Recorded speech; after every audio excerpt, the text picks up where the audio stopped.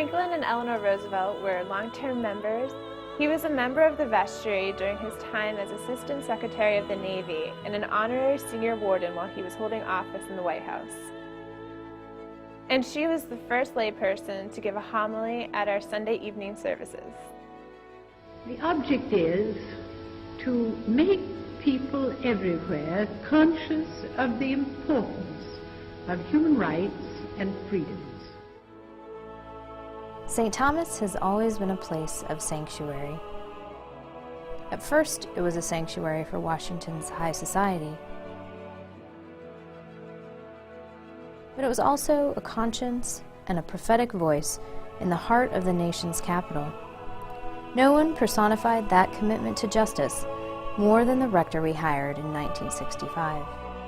Henry Bruhl could really preach.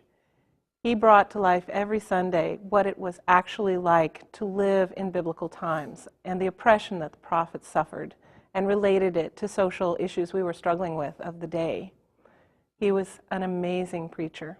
Henry Bruhl guided us through the most turbulent transition our parish has experienced.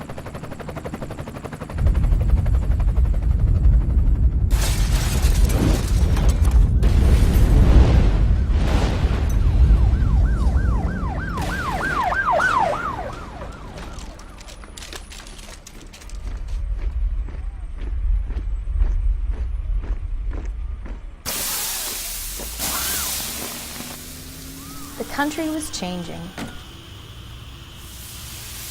Washington, D.C. was changing.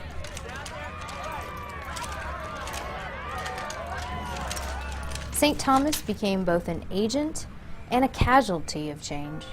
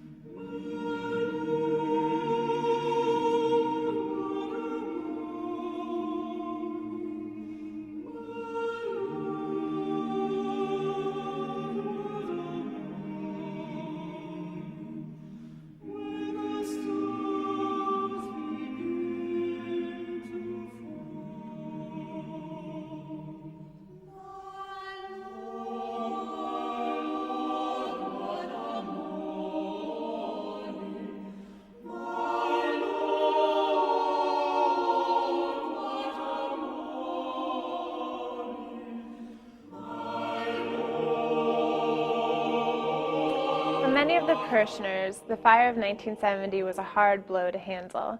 St. Thomas's attendance reduced by 1/2 in the following year. The vestry faced hard decisions. The financially responsible thing to do was to close the parish and donate the remaining funds to the diocese. However, the remaining members were not ready to close the doors. They still felt that they had a strong mission to provide hospitality and sanctuary to the community.